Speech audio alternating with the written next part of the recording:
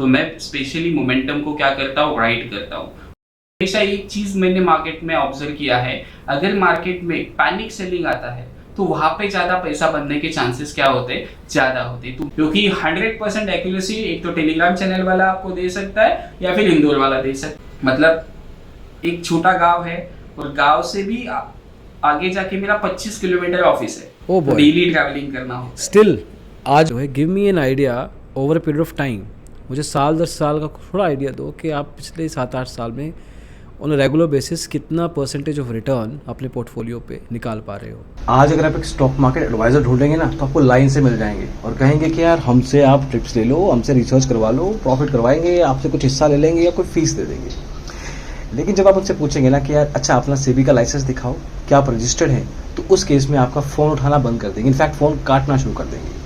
लेकिन हम मिले एक सेबी रजिस्टर्ड इन्वेस्टमेंट एडवाइज़र के साथ, किस तरीके से ये महाराष्ट्र के एक बिगिनर से लेके ट्रेडर बने और उसके बाद आज सिखाते भी हैं काफ़ी लोगों को कि मार्केट में किस तरह से एंटर करना चाहिए, किस तरह से स्टॉक मार्केट में प्रॉफिट कमाना चाहिए।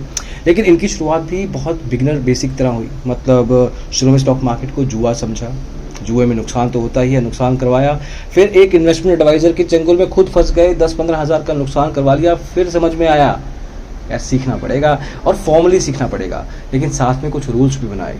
इस इन्वेस्टमेंट एडवाइज़र के साथ जो आज की तारीख में ऑप्शन सेलिंग करते हैं, बात करने में बहुत मज़ा आया। महाराष्ट्र से हैं जैसे कि आपको बताया, लेकिन इनकी जर्नी बहुत interesting, check it out.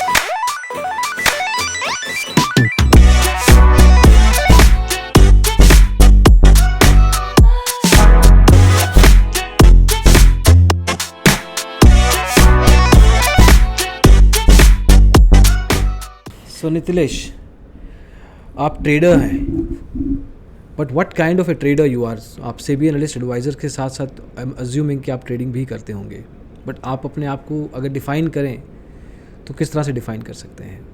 Sir अगर मैं खुद को अगर डिफाइन करना चाहता हूँ तो मैं ज़्यादा जो ट्रेड करता हूँ वो F&O सेगमेंट में ज़्यादा ट्रेड करता हूँ।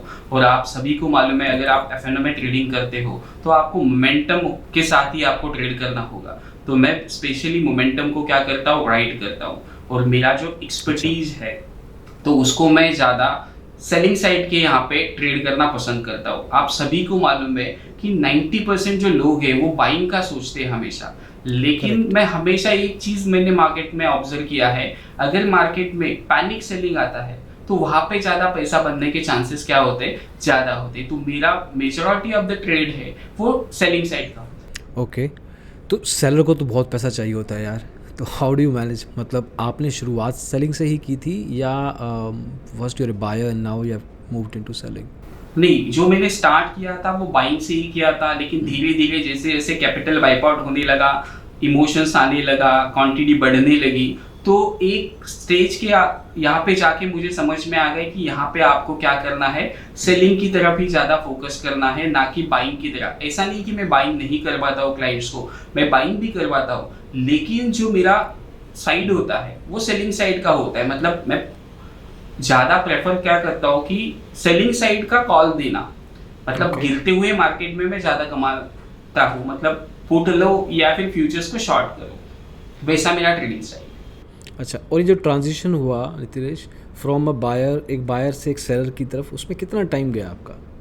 सर मेरा जो टाइम गया तो ऑलमोस्ट 2 से 3 साल मुझे समझ में लगे, क्योंकि बाइंग में अगर हम लोग देखेंगे तो मार्केट का जो बढ़ने का स्पीड है वो काफ़ी स्लो होता है, लेकिन कुछ भी अगर नेगेटिव न्यूज़ आता है मार्केट में या फिर कुछ भी पैनिक सिचुएशन बनता है तो वहाँ पे मैंने देखा है कि मार्केट हेवीली फॉल करता है और आपके जीतने के जो चांसेस है वो काफ़ी बढ़ जाते हैं। मतलब आप अगर 10 बार बाइंग में प्रॉफिट कमाओगे और सिर्फ 2 बार या फिर 3 बार आपका अच्छा खासा सेलिंग में ट्रेड सेटअप बन गया तो वो 10 ट्रेड से अच्छा 3 ट्रेड में आपको पैसा मिलता है।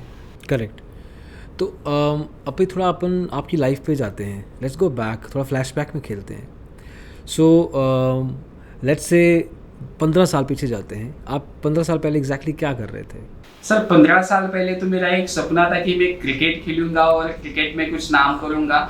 हालांकि मैं अच्छा लेवल के ऊपर स्टेट तक भी खेला, लेकिन कहते हैं ना कि किस्मत को कुछ और मंजूर था। इस मार्केट में मैं जो आया वो काफ़ी एक्सीडेंटली आया था। मैं मेरा एमबीए कंप्लीट कर रहा था, और एमबीए में आप सबको मालूम है कि एक इंटर्नशिप होता है, एक प्रोजेक्ट हमें दिया जाता है, उसको कंप्लीट करना होता है। और मेरा जो प्रोजेक्ट कंप्लीशन का था वो मुझे एक बैंक के थ्रू एक मेरा प्रोजेक्ट कंप्लीट करना था, और मैं अच्छा। और मेरा फ्रेंड जा रहे थे कि बैंक से वो लेटर लाने के लिए कि मुझे कल से ज्वाइन करना है। लेकिन जो मैनेजर है उन्होंने मुझे कहा कि आप 2 घंटे वेट करो, उसके बाद हम लोग आपको अच्छा। लेटर देंगे। लेकिन Okay. ट्विस्ट ऐसा आया कि फ्रेंड ने कहा कि चलो घर पे चलते हैं, और मैंने उसको कंटिन्यूअसली 10 बार आई थिंक बोला होगा कि नहीं जाना है, नहीं जाना है, हम लोग यहीं पे खाना खाएंगे, वेट करेंगे। लेकिन किस्मत को कुछ और मंजूर था। उसके बाद हम लोग ट्रैवल करना चालू कर दिए और एक्सीडेंट हो गया। मतलब मैं एक्सीडेंट होने के बाद मैं ऑलमोस्ट 15 दिन या फिर 20 दिन घर पे ही पड़ा रहा। तो जो बैंक में मेरा प्रोजेक्ट कंप्लीट करने का सपना था या फिर जो भी कुछ मुझे करना था वो रह गया। तो उसके बाद मैं एक हमारे यहाँ पे एक स्टॉक ब्रोकर है, सब ब्रोकिंग था उनके पास, तो उनके अच्छा। पास मैं चला गया और उनको कहा कि मेरा ऐसा ऐसा प्रोजेक्ट है, मुझे इस प्रोजेक्ट में आप हेल्प करना। तो पहले तो उन्होंने मुझे कहा कि ऐसा मार्केट होता है, ये चीज़ें होती है, आप कर सकते हो क्या, कंटिन्यू आ सकते हो क्या। तो मैंने कहा ठीक है, मैं आने के लिए रेडी हूँ। ऑलमोस्ट मुझे जितना याद है कि जो ऑफिस उनका था वहाँ से मेरा जो घर है वो 90 किलोमीटर अवे था।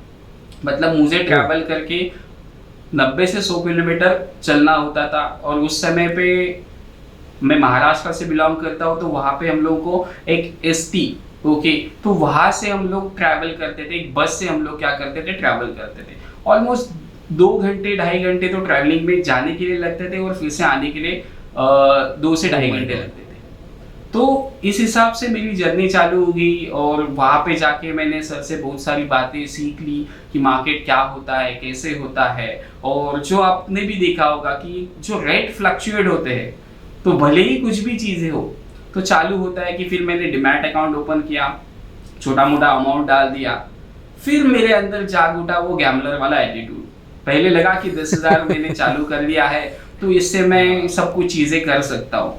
लेकिन धीरे धीरे चीज़ें समझ में आ गई, और वो थोड़ा सा कैपिटल वाइप आउट होना चालू हो गया कि मुझे समझ में नहीं आता कि एग्जैक्टली मैं क्या कर रहा था। तो उसके बाद थोड़ा थोड़ा जर्नी मेरा चालू हो गया। अगर मैं स्टॉक मार्केट में नहीं आता तो डेफिनेटली मैं एक तो बैंक में जॉब कर रहा होता या फिर कहीं पे जाके क्रिकेट खेल रहा होता। तो ऐसा मेरा जर्नी होता अगर मैं स्टॉक मार्केट में नहीं आता। आप एक्चुअली बैंकर लगते हो, मतलब इफ़ समबडी टेल्स आस्क्स, सिर्फ चेहरे से सिर्फ किसी को जज करना हो, you look like a good banker. तो ठीक है, आपने डीमैट अकाउंट खोला, 10,000 रुपया वाइप आउट हो गया आपका। ये किस साल की बात है? सर ये 2012 के आसपास का होगा, 12 या फिर 11 के आसपास, मुझे एग्जैक्टली डेट नहीं याद आ रहा है, लेकिन उस समय के अच्छा। आसपास होगा। ज़िंदगी में बहुत कुछ करना है, time age is a very important factor for somebody to start. अगर कोई सही टाइम पे शुरू कर ले तो मतलब सर मैं सोच भी नहीं सकता था कि मैं गांव से आता हूँ, क्योंकि और छोटा सा गांव है हमारा, ऑलमोस्ट 400-500 लोग वहाँ पे रहते हैं, और स्टॉक मार्केट का एज भी किसी को मालूम नहीं था। और जब मैं स्टार्टिंग में आ गया तो डैड ने मुझे एक ही चीज़ कहा कि पहले भाई तू स्टॉक मार्केट में जा, लेकिन किसी को फंसा के बड़ा नहीं बनना है अपने को। अच्छा, you had father support? Family में सबका सपोर्ट था मुझे कि ऐसा कोई नहीं भी, मतलब मेरी जो भांजी है वो अभी 10वीं में है, लेकिन जब मैं था वो 7वीं 8वीं में रहती थी, वो हमेशा सपोर्ट करती थी। अगर फेस डाउन हो गया तो उसको समझ में आता था कि भाई क्लाइंट का लॉस किया है आज, तो वो हिम्मत देने आती थी कि देख तू कमा सकता है, करा सकता है क्लाइंट्स को प्रॉफिट। तो वो सब फैमिली सपोर्ट है, और फैमिली सपोर्ट के बिना तो कुछ नहीं था मेरा, मतलब सच में कहूँ तो, क्योंकि मैंने जो स्टार्ट किया तो जीरो से ही स्टार्ट किया था। अच्छा। मतलब एक छोटा गांव है, और गांव से भी आगे जाके मेरा 25 किलोमीटर ऑफिस है। ओ बॉय, डेली ट्रैवलिंग करना होता है। स्टिल आज भी? अच्छा, तो you haven't moved out? You have आपने मैं नहीं, क्योंकि जो गांव का मजा जो है वो सिटी में नहीं आता, वो चीज़ है। मतलब मैं डेली ट्रैवल करता हूँ, मैं अफोर्ड कर सकता हूँ यहाँ पे, या फिर मेरा जो ऑफिस है सेम बिल्डिंग में मेरे सिस्टर का घर है, लेकिन मैं फिर भी रेगुलर ट्रैवल करता हूँ, वो चीज़ है। मैं जब इंजीनियरिंग कर रहा था 2002 में, तो मैं भी 1.5 घंटे का ट्रैवल होता था, तो I can relate to that particular point. पर वो एजुकेशन था, बट यार कमेंडेबल दैट कि घर का घर भी हो जाता है और काम का काम भी हो जाता है। तो या let's go back to that question कि जो आपने पहली बार नुकसान किया 10,000 रुपये वाला, उसके बाद भी कुछ ट्राई तो मारे होंगे कि यार कुछ ना कुछ तो खींचूंगा मैं वापस मार्केट से। 10,000 रुपये लिया है इसने मुझसे। जी ट्राई तो किया, लेकिन पका पकाया पकवान खाने की कोशिश की। जैसे कि आपको मालूम होगा कि कॉल्स आते हैं जो 10 मिनट में आपको करोड़पति बना देते हैं। तो जर्नी मेरी भी स्टार्ट हुई थी, मतलब जस्ट मैं लॉस किया था और कैसे डेटा गया उनको मालूम नहीं, और मुझे कॉल आ गया कि आप ऐसा ऐसा हमारे साथ काम करो, हम आपको चीज़ें अच्छी तरीके से समझाएंगे कि किस स्टॉक में लेना है, आपको क्या करना है, आप कितना अमाउंट लगा सकते हो। मैंने बोला ठीक है। तो फंड तो मेरे पास नहीं था, तो मम्मी से पैसा ले लिया, डैड से पैसा ले लिया और हो गए चालू फिर से। तब मैंने आई थिंक 1 महीने का उनका जो एडवाइजरी था कुछ 8 या फिर 10,000 का फीस था एडवाइजरी। 2012-13 की बात हो रही है ये? हाँ ऑलमोस्ट। तो 10,000 तो बहुत होता है। वहाँ पे मुझे ऐसा कहा गया कि आपको प्रीमियम कॉल्स दिए जाएंगे और एक कॉल का जो होगा वो 2,000 रुपये चार्ज करेंगे हम लोग। मैंने बोला ठीक है, अगर सामने वाला बंदा 2,000 रुपये चार्ज कर रहा है तो कुछ ना कुछ तो मिलेगा। मैंने बोला ठीक है, चल सकता है, हम लोग करेंगे। तो मुझे याद है कि मैंने जो पहला ट्रेड उनके साथ किया था वो था टाइटन का। 2011-2012 की बात थी और मुझे कहा गया कि आप शेयर्स ले लो। मैंने बोला ले लिया और 270-275 के आसपास वो स्टॉक को मैंने बाय किया और क्वांटिटी भी अच्छी खासी ले ली थी। मतलब उस समय पे मैंने 700-800 के ऊपर ही क्वांटिटी ली थी। जब मैं नया था मुझे जीरो नॉलेज था इस बारे में। तो उसके बाद मैंने उनको पूछा कि स्टॉप लॉस का तो मालूम नहीं था, तो मैंने पूछा कि क्या करना है, तो बोले होल्ड करना है, होल्ड करना है, होल्ड करना है। तो 5-6 दिन जाने के बाद ऑलमोस्ट जब अकाउंट से 50-60 हज़ार रुपये चले गए और ब्रोकर ने भी कहा कि भाई अभी खत्म हो गया अकाउंट, अभी कुछ बचा नहीं है, टाटा बाय बाय करने का समय आ चुका है, तब मैंने जाके वहाँ पे वो ट्रेड क्या किया, क्लोज किया। लेकिन कहते हैं ना कि हर एक की लाइफ में हम सोचते हैं कि कोई ना बंदा आएगा और सब लॉस रिकवर करेगा। तो फिर से दूसरा बंदा आया और फिर से मैं उनके साथ लगा। तो वैसे जर्नी स्टार्ट हुई, लॉसेस के ऊपर लॉसेस होते गए। फिर मैंने कुछ लोगों से बात की जो स्टॉक मार्केट में ट्रेडिंग करते थे और मेरा नसीब इतना अच्छा है, मैं सच कहूँगा कि जो मेरे लोग कांटेक्ट में आए, मतलब मुझे ज़्यादा स्ट्रगल नहीं करना पड़ा कि चीज़ें समझने में, क्योंकि मेरा जो बिहेवियर था, मेरा काफ़ी अच्छा बिहेवियर था लोगों के साथ। तो जो लोग मुझे कनेक्ट होते गए वो काफ़ी बड़े लेवल के ट्रेडर्स भी थे। अगर मैं सोचूंगा भी नहीं तो मैं एक छोटे से गांव से आ रहा था और गांव से आके मैंने वो 89 स्वदेश तक का सफर तय किया और आपके साथ अभी रिकॉर्डिंग कर रहा हूँ। तो आपको पता चल सकता है कि मैंने कैसे कैसे कॉन्टैक्ट्स निकाले, कुछ चीज़ों के ऊपर फोकस किया। तो वो वाला जर्नी था। मतलब यहाँ पे मैं एक चीज़ कहना चाहूँगा, मैं भी सेबी रजिस्टर्ड एडवाइजर हूँ और मैं भी क्लाइंट्स को कॉल्स देता हूँ, लेकिन एक चीज़ मैंने यहाँ पे एक मेंशन करना ज़रूर पसंद करूँगा कि मेरा जो एडवाइजरी का रूल होता है, मैंने पहले ही क्लाइंट्स को कहा है कि अगर मेरी वजह से आपको लॉस होता है तो मैं मेरा जो एडवाइजरी फीस है वो रिफंड करूँगा। मतलब अकेला मैं बंदा हूँ कि मैं अगर लॉस करवाता हूँ तो मैं फीस नहीं लेता हूँ, और जब तक क्लाइंट प्रॉफिट में ना आए तो मैं फीस नहीं लेता हूँ। क्लाइंट्स को सीधा बोल देता हूँ कि आपको पे नहीं करना है, नहीं फीस पेमेंट करना है, बाद में देखेंगे, क्योंकि वो दर्द मैंने झेला है। ख्याली पुलाव मैंने देखे 10 रुपए का 20 रुपए कैसे बनाए, क्या करेंगे, तो वो काफ़ी जर्नी थी। तो जैसे आपने पूछा कि हाथ पैर, तो पहले मैंने सब कुछ चीज़ें देखी, उसके बाद थोड़ा थोड़ा बुक्स पढ़े, उसके बाद बहुत सारे लोगों से मिला। टेक्निकल्स का इतना तो पता नहीं था, लेकिन चीज़ें स्क्रीन ने बहुत सारा मुझे ज्ञान दे दिया। बट आपने कहा कि यू आर लकी कि आपको बहुत सारे लोग ऐसे मिल गए जो अच्छे ट्रेडर थे। ये किस्मत अच्छी थी या कुछ इस पे आपने कुछ किया जिसके बेस पे आपको हुआ ये? सर मैं कहूँगा कि थोड़ा बहुत किस्मत का भी मेरे इसमें हाथ है, क्योंकि देखो इतना इजीली सबको नहीं मिलता है जितना मुझे मिला है। मैं रोना नहीं रहूँगा कि मुझे ये चीज़ें नहीं मिली, वो चीज़ें नहीं मिली। मैं एफर्ट्स डालता गया, एफर्ट्स में डालता गया, लोगों को समझाते गया कि एग्जैक्टली कैसे होता है, क्या होता है। तो उसके बाद चीज़ें समझ में आना चालू हो गई।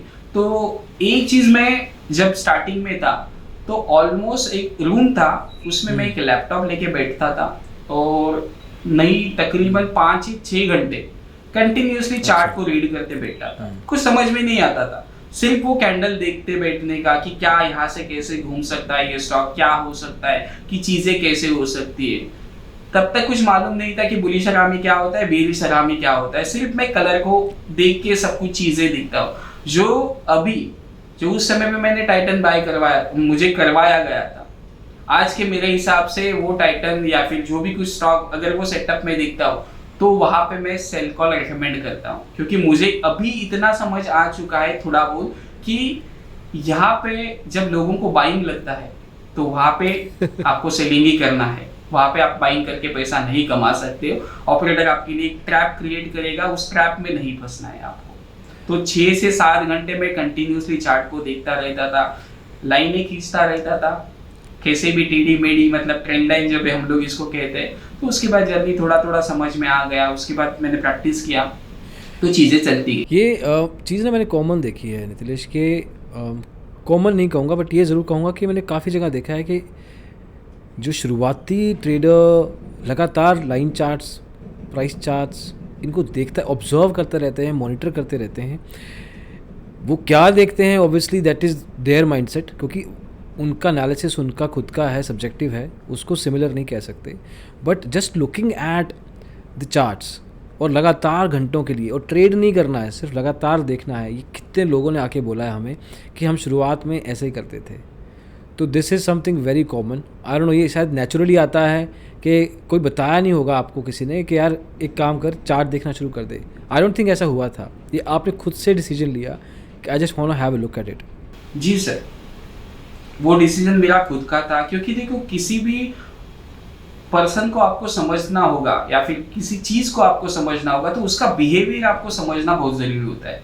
तो मैंने एक चीज कही है कि उस स्टॉक का या फिर वो इंडेक्स का मुझे अगर बिहेवियर पता चल गया तो मेरा आधे से ज्यादा काम हो सकता है। बाद में हम लोग डिस्कशन करेंगे, कुछ स्टॉक्स का बिहेवियर मैं आपके साथ शेयर करूंगा टेक्निकल हिसाब से। HL हो गया, बजाज फाइनेंस हो गया, निफ्टी हो गया, इन चीज़ों के भी बारे में हम लोग बात करेंगे। तो मैंने एक चीज़ समझ ली कि अगर मैं यहाँ पे बिहेवियर पकड़ूँ किसी भी स्टॉक का या फिर इंडेक्स का तो मेरे लिए अच्छा हो जाएगा, काम मेरा आसान हो जाएगा।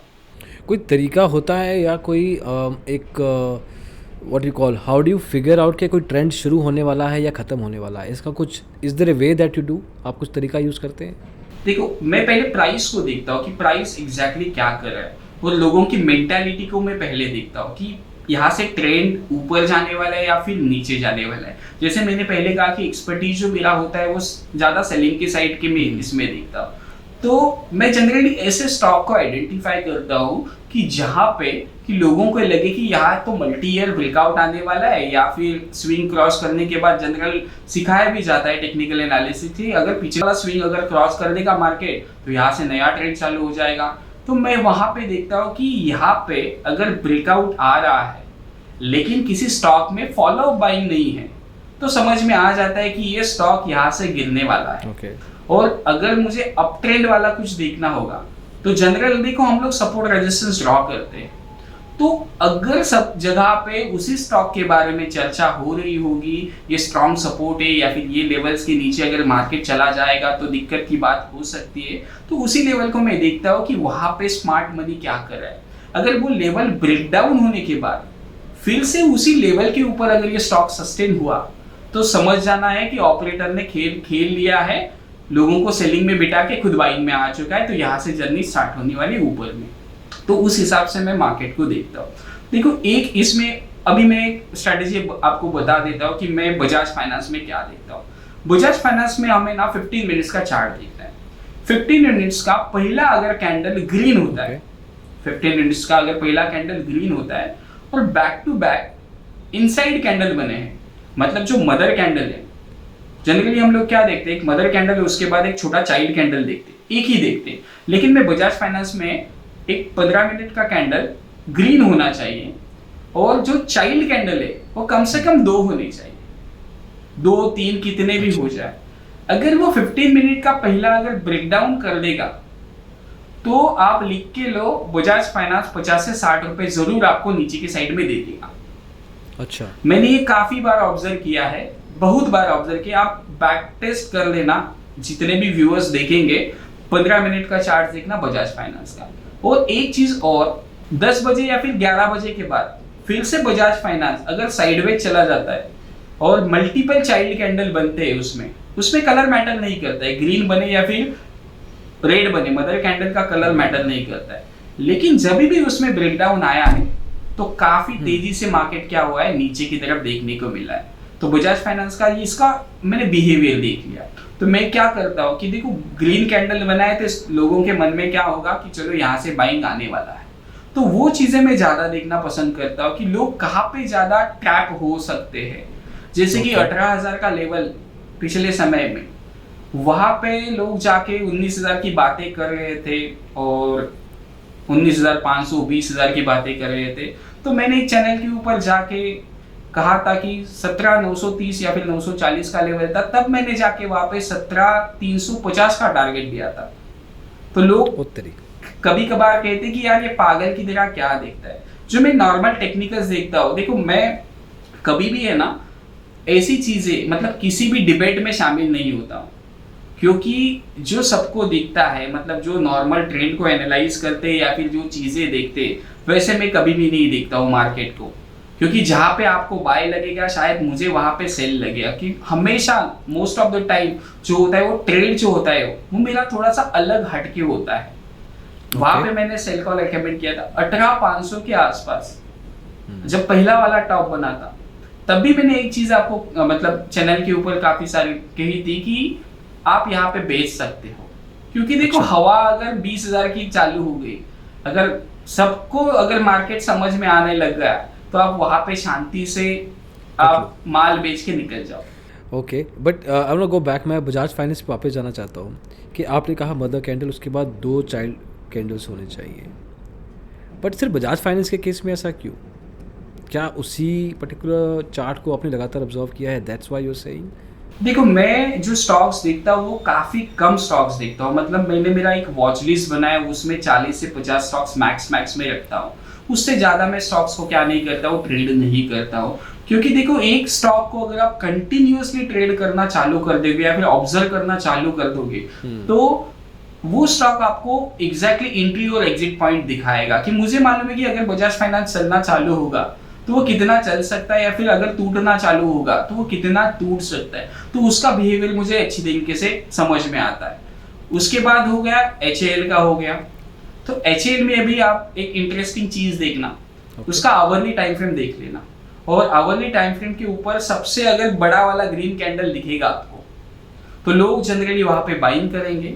और उसके बाद सेम रूल अपना इनसाइड कैंडल, एक से ज्यादा मतलब चाइल्ड कैंडल अगर वहां पे बनते हैं तो आप 70-80% एक्यूरेसी के साथ वहां पे शॉर्ट पोजीशंस बनाना। HAL का चार्ट देखना कंटिन्यूअसली कि HAL क्या कर रहा है, कैसे बिहेव करता है। तो मैंने यही चीजें देखी है, मतलब उससे ज्यादा मैं चीजें नहीं देखता। मैं एक स्टॉक को अगर पकड़ लिया तो मैं छोड़ता नहीं, मतलब वहां पे मैं चीजों को देखता हूँ कि क्या क्या चीजें हो रही है, कैसे कैसे चीजें हो रही है वो चीज। ये जो 50 स्टॉक्स की लिस्ट होती है नितिलेश, इसमें आप लगातार कुछ नए स्टॉक्स को ऐड करने के लिए नई अपॉर्चुनिटीज़ देखते रहते हो, या कुछ टाइम फ्रेम रखते हो कि इतना महीना मैं अभी नहीं देखूंगा, इतने में ही देखता हूँ, मैं यही 50 स्टॉक देखूंगा? Is there strategy? जी हाँ सर, कुछ स्टॉक्स ऐसे सिलेक्टेड मैंने रखे हैं कि अगर मार्केट ऊपर की साइड में ब्रेकआउट देता है या फिर नीचे की साइड में ब्रेकआउट देता है तो स्पेसिफिकली मुझे वहां पे ही ट्रेड करना है, उससे ज्यादा नहीं जाना है। जैसे कि अगर मार्केट में तेजी से अपसाइड मोमेंटम आने वाला है तो इंडसइंड बैंक मेरा फेवरेट होता है, बढ़ने के लिए अच्छा बढ़ता है। बजाज फाइनेंस मेरा अच्छा बढ़ता है। उसके बाद सेलिंग साइड में मैं जो प्रेफर करता हूँ वो वाला काउंटर होगा कोटक बैंक। कोटक बैंक में हमेशा आप देख लेना कि तो बैंकिंग को जो है वो हमेशा थोड़ा सा नीचे के साइड में ये कोटक बैंक ही ज्यादा लेके आता है। तो कुछ ऐसे सिलेक्टेड स्ट्रेटजीज में यूज करता हूँ और मैंने मेरा एरिया सिलेक्ट किया है कि कौन से स्टॉक को किस वक्त पे क्लाइंट को रेकमेंड करना है या फिर चीजों को समझना है। ओके, तो आप अपनी स्ट्रेंथ्स पे खेलते हो और स्पेसिफिकली अपने एरिया में you feel that you should trade. अच्छा, ऑप्शंस में आता हूँ मैं थोड़ा specifically. How do you determine कि एक कॉन्ट्रैक्ट का प्राइस ओवर प्राइस्ड या अंडर प्राइस्ड है या सही प्राइस पे मिल रहा है? देखो एक चीज मैं ऑप्शंस के बारे में यहाँ पे कहना चाहूंगा, क्योंकि देखो ऑप्शंस का जो प्राइस है जो ऑप्शंस ट्रेडर होता है वो सबसे ज्यादा लॉस इस वजह से होता है कि उसको कभी भी समझ में नहीं आता है कि ये ऑप्शंस का प्राइस जो है वो ओवर वैल्यूड है या फिर अंडर वैल्यूड है। करेक्ट। मतलब मैं हमेशा क्लाइंट्स को बोलता हूँ, देखो आपकी क्रश का या फिर गर्लफ्रेंड का अगर शादी का इनविटेशन भी आपके हाथ में मिलेगा तो भी आपको दर्द नहीं होगा, लेकिन आपका 20 रुपए वाला जो स्टॉक ऑप्शन आपने 40 में एग्जिट करवाया और वो 400 चला गया, तो उसका जो दर्द है ना वो आप सह नहीं सकते हो। मतलब ये चीजें होती है। तो कभी भी मैं मेरे स्टूडेंट्स को हमेशा बोलता हूँ कि आप ऑप्शंस का जो प्राइस है वो ओवर वैल्यूड है या फिर ये चीज है, वो चीजों की इसमें फंसो ही मत। आप अपना एक जो मेन चार्ट है निफ्टी का स्पॉट चार्ट उसके ऊपर देखो या फिर बैंक निफ्टी के ऊपर, चलो यहाँ से मुझे 60-70 पॉइंट कमाना है, आपका ऑप्शन उस हिसाब से क्या करेगा, ट्रेड कर सकता है। तो वो चीजें आपको देखनी पड़ेगी। तो 10 का ऑप्शन 20 भी हो सकता है, 200 भी हो सकता है, और हमेशा वो दर्द ही देके जाएगा कि 10 वाला आप 20 में एग्जिट करोगे वो 200 हो जाएगा, और उसी हिसाब से आप होल्ड करोगे वो 20 वाला 0 हो जाएगा। तो वो चीजें काफी कबार हम लोगों ने देखी है। तो ओवर वैल्यूड और अंडर वैल्यूड के बीच में फंसना नहीं है, आपको सिर्फ चोर की जेब से चोरी करना है।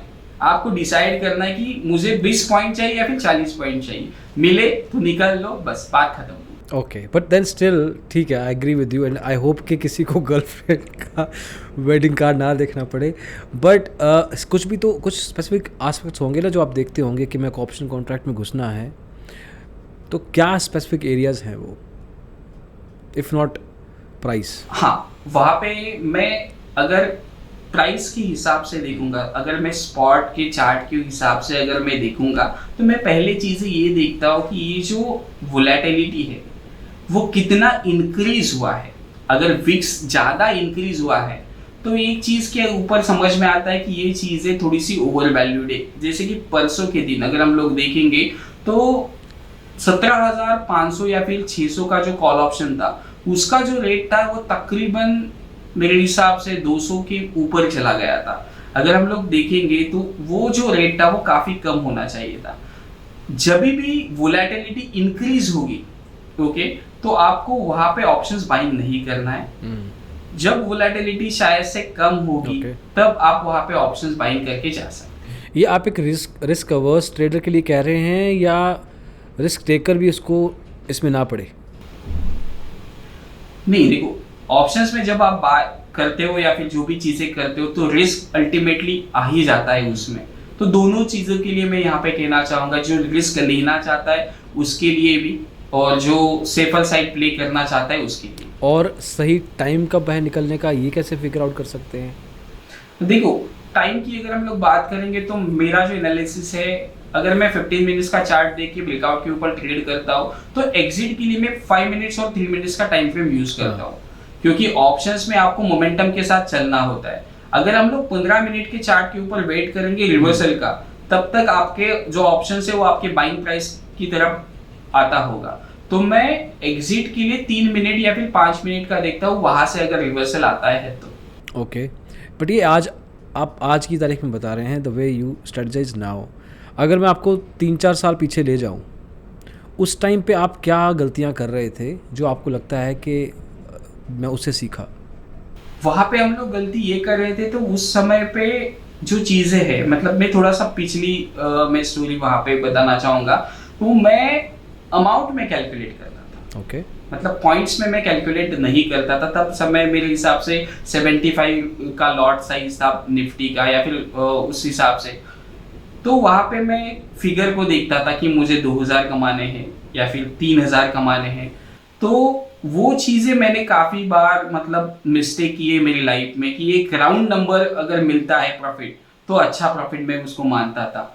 लेकिन अभी अगर हम लोग देखेंगे तो वो वाला चीज़ जो है तो मैंने धीरे धीरे कम कर लिया। मैं अभी पॉइंट के हिसाब से इस मार्केट को देखता हूँ कि मुझे अगर 15 पॉइंट का टारगेट है या फिर 18 पॉइंट का टारगेट है, तो उस हिसाब से हम लोग क्या करते हैं, टारगेट सेट करते हैं कि राउंड फिगर की तरफ नहीं देखते। अच्छा, तो पहले आप प्राइस की तरफ देखते थे, पॉइंट्स की तरफ नहीं, मोर और लेस। अभी मैं थोड़ा वापस आपकी स्टोरी पे जाता हूँ। सो सेबी एनालिस्ट आप बने, उससे 6 महीने 1 साल पहले आप क्या कर रहे थे और आपके जहन में क्यों आया कि आपको एक एनालिस्ट की एजुकेशन लेनी चाहिए? जो मेरी जर्नी स्टार्टेड हुई वो मैं वहाँ पे क्लासेस पढ़ा था, कॉमर्स के मैं क्लासेस लेता था, 11th से लेके एमकॉम तक मैं क्लासेस पढ़ाता था। तो दोनों जगह पे मैं मतलब क्लासेस भी पढ़ाता था और चीज़ें सीखता गया।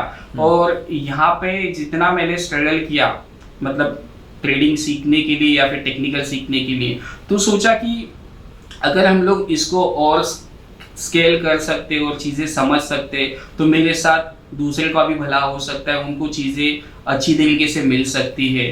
तो उस हिसाब से हम लोगों ने मैंने जो स्टार्ट किया कि मुझे लगा कि यार मुझे अभी ये प्रोफेशनल वे में जाना चाहिए, कुछ नाम होना चाहिए। देखो हर एक चीज़ का एक्सपर्ट होता है, हर एक चीज़ का एक्सपर्ट होता है। जैसे कि हम लोग डॉक्टर को देखते हैं या फिर इंजीनियर को देखते हैं तो अंदर से एक फील आता है कि हाँ भाई ये प्रोफेशन है। लेकिन जो स्टॉक ट्रेडर की बात चलती है तो लोग इतना आसानी से वो डाइजेस्ट नहीं कर पाते हैं कि यहाँ पे कि ये प्रोफेशन हो सकता है। तो मैंने एक चीज पकड़ ली कि सिर्फ ट्रेडिंग करने से मतलब नहीं बनता, कि आगे कुछ अगर एक डिग्री ऐड हो जाती है या फिर एक बन जाता है तो वो थोड़ा सा स्टेटस के लिए भी अच्छा हो सकता है। तो उस हिसाब से मेरी जर्नी चालू हुई।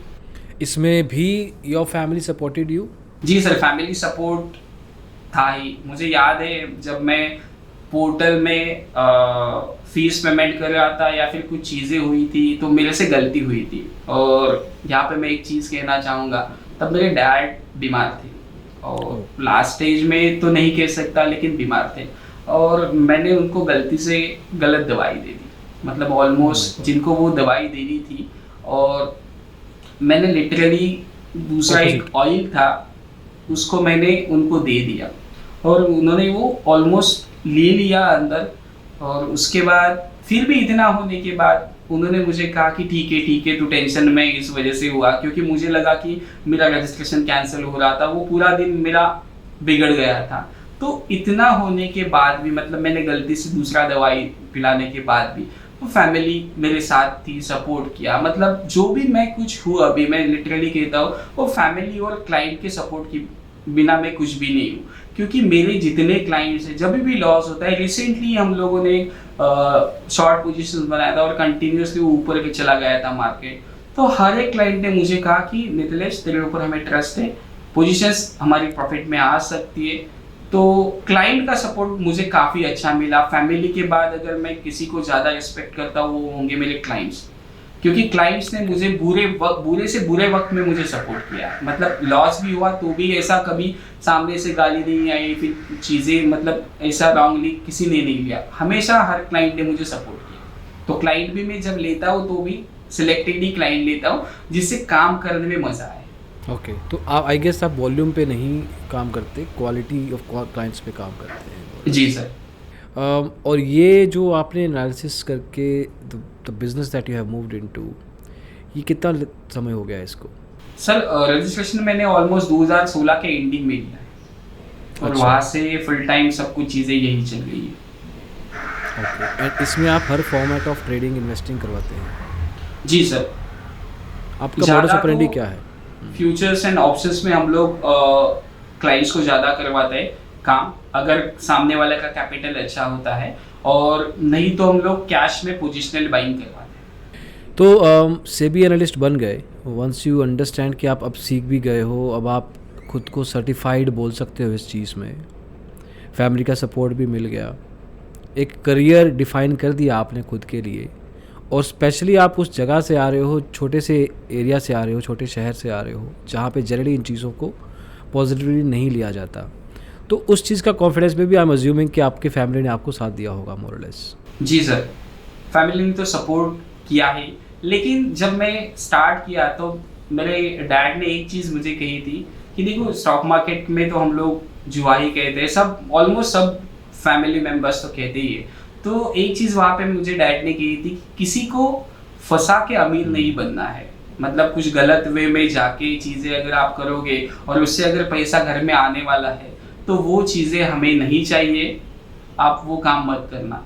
तब से वो चीज़ें जाके मैं खुद को पहले देखता हूँ कि अगर मेरी वजह से क्लाइंट का पैसा टूटता है तो मेरे ऊपर कितना, मतलब अगर मेरा पैसा टूटता है तो कितना उसका ये हो सकता है। मतलब क्लाइंट का पेन देखने से पहले मैं खुद के अंदर का पेन देखता हूँ कि ये अगर चीज़ मेरे साथ हुई होती तो क्या होता है। और एक चीज़ उसके बाद मैं कहता हूँ कि मेरी तरफ से किसी को भी कॉल नहीं जाता है कि आप हमारी एडवाइजरी सर्विस ले लो। मैं बहुत सारे प्लेटफॉर्म के ऊपर काम किया है, लेकिन मैं पहला जो मेरा रूल होता है कि एक ही होता है कि मेरी ओर से किसी को कॉल नहीं जाना चाहिए कि आप मेरी ये सर्विस ले लो, वो सर्विस ले लो, प्रीमियम सर्विस, ऐसा कुछ भी नहीं होता है। तो अगर सामने से बंदा आएगा उसको मैं पहले कहूँगा कि रिस्क ये होता है, आप रिस्क को झेल सकते हो तो ही आप काम करना, अदरवाइज नहीं। क्योंकि कल भी मुझे कॉल आया था कि उनका कैपिटल 50,000 का था और उन्हें कैश में काम करना था और ऑलमोस्ट उनको मैंने फीस जो मैं लेता हूँ ईयरली 10,000 to 12,000 तो उनको बताया, लेकिन वो 5 मिनट में एग्री हो गए, सर मैं आपका फीस पेमेंट करने के लिए रेडी हूँ।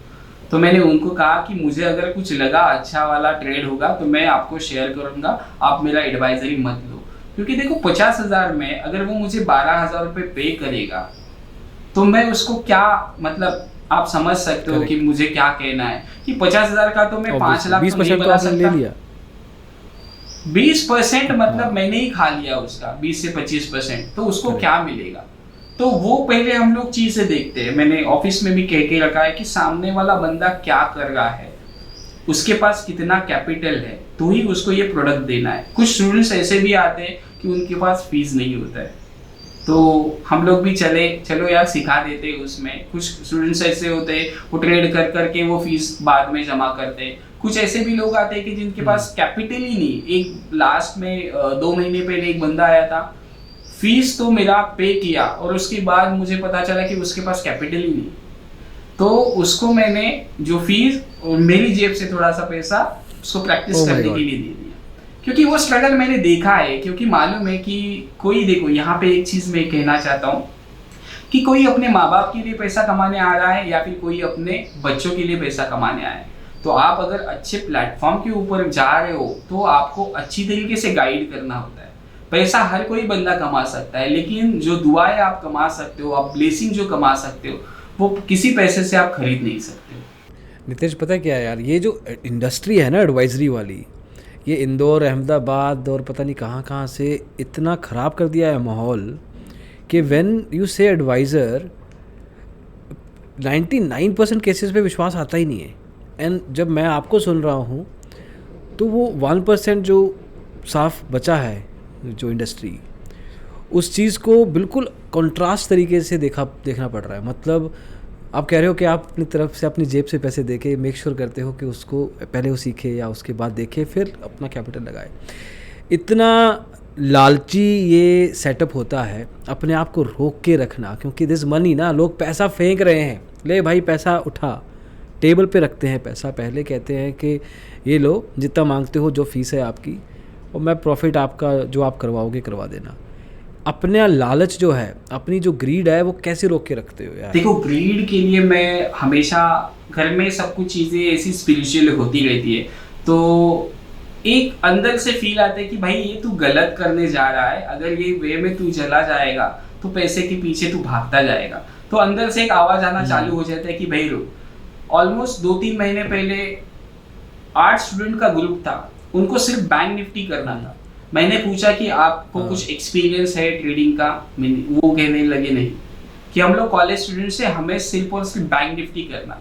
मैंने बोला उसका वोलेटिलिटी आप झेल नहीं सकते हो, नहीं आप हमें सिर्फ पढ़ाओ। फीस 10,000 था, 10,000 into 8, 80,000 के आसपास। मैंने स्ट्रेट वे में ना कहा उन्हें।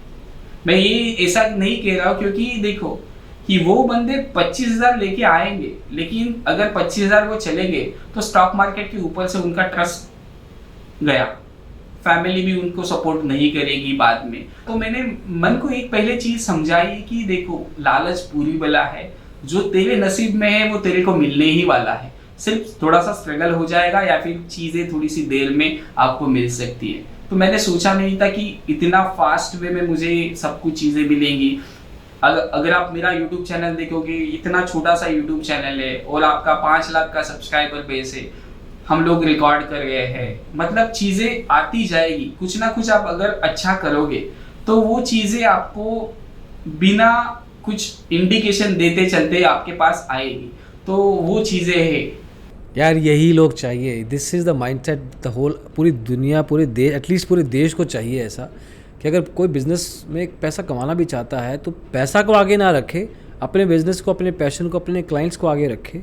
पैसा इज़ समथिंग, वो पैसा और इज़्ज़त, ये दोनों चीज़ें अपने आप गिफ्ट में पैक होके आती हैं, पर ये माइंडसेट नहीं आता यार Nitilesh, this is very rare kind of a thing. Anyway, मैं अब आपके ट्रेडिंग स्टाइल के ऊपर वापस जाना चाहूँगा कि अभी ना बहुत सारे यूट्यूबर, बहुत सारे टेलीग्राम चैनल रोज़ सुबह आके बताते हैं कि भाई आज ये मार्केट ऐसा होने वाला है, ये मूवमेंट ऐसे होगा, ट्विटर पे आ जाएंगे, नहीं तो टेलीग्राम पे स्क्रीनशॉट डाल देंगे। और जो आप कह रहे हो कि जो आपके पास स्टूडेंट आए थे वो शुरुआत में ही F&O ऑप्शन ट्रेडिंग करना चाह रहे हैं, जो कि बहुत ही स्टूपिड तरीका है, मैं तो सीधा बोलता हूँ कि ऑप्शंस में पहला कदम तो नहीं रख सकते आप स्विमिंग पूल में स्विमिंग सीखते हो या आप सागर में स्विमिंग सीखते हो, तो that's the kind of stupidity. तो व्हाट काइंड ऑफ मैसेजिंग, आप उसके लिए क्या कहना चाहोगे कि बेसिकली ये जो यूट्यूबर्स ने माहौल, यूट्यूबर्स नहीं कहूँगा मैं, जो इन्फ्लुएंसर्स बन रखे हैं, कुछ सारे नहीं, कुछ बहुत अच्छे भी हैं, लेकिन ज़्यादातर लोग ख़राब कर रहे हैं माहौल। सर देखो, एक चीज़ मैं यहाँ पे कहना चाहूँगा कि किसी को कॉपी करके आप नहीं प्रॉफिट नहीं कमा सकते हो, कि हर एक का ट्रेडिंग स्टाइल जो होता है वो अलग होता है। परसों के दिन मतलब मैंने एक स्क्रीनशॉट पोस्ट किया था, एक स्टूडेंट ने प्रॉफिट किया था और ऑलमोस्ट उसको मैंने 42,000 ऑलमोस्ट कुछ प्रॉफिट किया था। उसने कहा कि सर मेरा अच्छा वाला निकल गया निफ्टी शॉर्ट में, तो मैंने लगाया स्टेटस के ऊपर, और जैसे ही लगाया मैंने तो कंटिन्यूसली मुझे मैसेज आ गए, सर आपका पेड एडवाइजरी का फीस कितना है, आप क्लास में क्या क्या पढ़ाते हो। तो उसके बाद मैंने वो स्टेटस डिलीट कर दिया और उसके बाद एक आगे चीज़ फिर से एक लगाई कि अगर आप 42,000 का लॉस ले सकते हो तो इस मार्केट में आना, वरना ना आना, क्योंकि अगर आपको सीखना होगा तो आप अपने लॉस से सीखो, ना कि किसी के प्रॉफिट से। देखो, सिस्टम पे आके कुछ ट्रेड करेंगे, 2-4 हज़ार 5,000 का प्रॉफिट बनाएंगे तो वो चीज़ें हो सकती है। तो किसी को भी फॉलो करने से पहले खुद का ट्रेडिंग स्टाइल जानना काफ़ी ज़रूरी है। 20,000 लगाने से, देखो अभी का जो माहौल है उसके ऊपर मैं आना ही चाहता था कि पहले कैसे होता था कि मार्जिन अच्छा खासा मिलता था, लेकिन अभी जो है वो पूरे वे कट हो चुके हैं। मतलब 90% लोग ऑप्शंस में आना चाहते हैं, क्यों? वहां पे कम कैपिटल लगता है, और वही सबसे ज्यादा गलती हो रही है कि लोग वहां पे आए जा रहे हैं और पैसा टूट रहा है उनका, लेकिन समझ नहीं आ रहा है। मतलब बैंक निफ्टी एक जगह से तो नेशनल क्रश बन चुका है, हर एक का फेवरेट। अगर मुझे कुछ भी नहीं करना है, सिर्फ बैंक निफ्टी में ट्रेड करना है। बहुत सारे लोग ऐसे होते हैं कि स्टॉप लॉसेस भी नहीं लगाने आते। तो मुझे एक चीज़ उनको ये कहनी होगी कि अगर आप अच्छी तरीके से उनको गाइड कर सकते हो, पहले उसका रिस्क प्रोफाइलिंग करो कि वो झेल सकता है या फिर नहीं झेल सकता है। अगर आप 10,000 रुपये लेके आ रहा है और आपका स्टॉप लॉस 2,000 रुपये का है या फिर 2,500 रुपये के लगेगा, तो वहाँ पे चीज़ें बिगड़ सकती है। शायद कोई पैसे कहीं से भी ला सकता है, ज्वेलरी भी रख के बैंक में, मैंने खुद ने रखा है, उसमें क्या बड़ी बात है, मैंने खुद में रखा है। इससे भी और ज्वेलरी वगैरह सब कुछ चीजें मैंने रखी है, सब कुछ बड़े बड़े लॉसेस भी किए। तो जो मैं फिर से रिपीट कर रहा हूँ कि अंदर का मेरा जो पेन है वो मुझे मालूम है। तो लास्ट मंथ में एक स्टूडेंट मेरे पास आया था, उसको निफ्टी में काम करना, काफी पुराना स्टूडेंट है, और उसको धीरे धीरे अच्छा खासा प्रॉफिटेबल कैश में कर करके वो थोड़ा थोड़ा है। तो वो चीज़ मुझे उसने कहा कि मम्मी के पास पैसा कुछ है, उसके डैड एक्सपायर हुए, तो उनके पास कुछ एक अमाउंट है, तो क्या मैं मार्केट में लगाऊँ क्या? मैंने बोला नहीं। तो फिर से उसने कहा कि सर देखो, मैंने बोला ठीक है लगा लो, लेकिन एक चीज़ आप वहाँ पे अब देख लेना कि एक अमाउंट फिक्स करना कि 20,000 25,000 अगर लॉस होता है तो वो लॉस तो आप किसी के साथ काम करके, भले किसी का बर्तन मांज लो या फिर पेपर डालो, वो आपको रिपेमेंट करना आना चाहिए। अगर आप ऐसा पैसा लेके आप मार्केट में आते हो तो, नहीं तो अभी सब कुछ चीजें ऐसी चल गई कि फैमिली से ले लो मार्केट में डालो, फैमिली से ले लो मार्केट में डालो, और फैमिली अगर नहीं दे रही होगी तो उनके ऊपर प्रेशर डालो कि मैं करना चाहता हूँ और आप करने नहीं दे रहे हो, रूठो, तो वो चीजें होती है। मतलब इमोशनल ब्लैकमेल करना, जिसको मैं अभी कहता हूँ। काफी स्टूडेंट्स आते हैं, मतलब ऑलमोस्ट अभी लास्ट साल या फिर 6 महीने पहले मेरे पास एक स्टूडेंट आया था, वो 8th स्टैंडर्ड में पढ़ता है, जालना से आया था, मतलब काफी दूर से आया था। तो उसको मैंने सिखाया सब कुछ चीज़ें, वो अच्छी तरीके से समझ भी गया, मतलब उसके माइंड के हिसाब से वो थोड़ा थोड़ा सीखना चालू किया। लेकिन मैंने उनकी फैमिली को एक चीज़ कही कि आप इनको पैसा नहीं देना है, अगर दे रहे हो तो 10,000 रुपये देना, इसमें पोटेंशियल अच्छा है, लेकिन अगर इसमें गलती हो गई और बड़ा लॉस हो गया तो ये घर का ना घाट का रहेगा, मतलब स्टडी के ऊपर भी फोकस नहीं कर पाएगा, ना किसी के ऊपर फोकस कर पाएगा, और आप उसको ब्लेम करोगे। तो आप अभी उसको 5-10 हज़ार रुपये ही देना, उससे ज़्यादा नहीं देना, क्योंकि समझ में आना चाहिए कि ये किसमें पोटेंशियल कितना है। सिर्फ फैमिली से मांगा 5 लाख रुपए दे दो, 2 लाख रुपए दे दो, तो इससे ट्रेडिंग नहीं होता है। ट्रेडिंग में स्ट्रगल, मैं हमेशा कहता हूँ कि ट्रेडिंग ईजी नहीं है। ट्रेडर का लाइफ हमेशा स्ट्रगल भरा होता है कि हर दिन कुछ नया चुनौती होती है, हर दिन कुछ नया एक ऐसा माहौल क्रिएट होता है कि वहाँ पे लगता है कि यार कहाँ पे आता हूँ। अगर आपको सक्सेसफुल ट्रेडर बनना है ना, जब तक आप स्क्रीन के सामने रहोगे नहीं यार कहाँ पे आ गया मैं, तब तक आप सक्सेसफुल नहीं होगे। कभी कभार होता है कि ट्रेडर का एक हनीमून पीरियड होता है कि शुरुआती दिन में लगता है सब कुछ चीज़ें होती है अपने हिसाब से।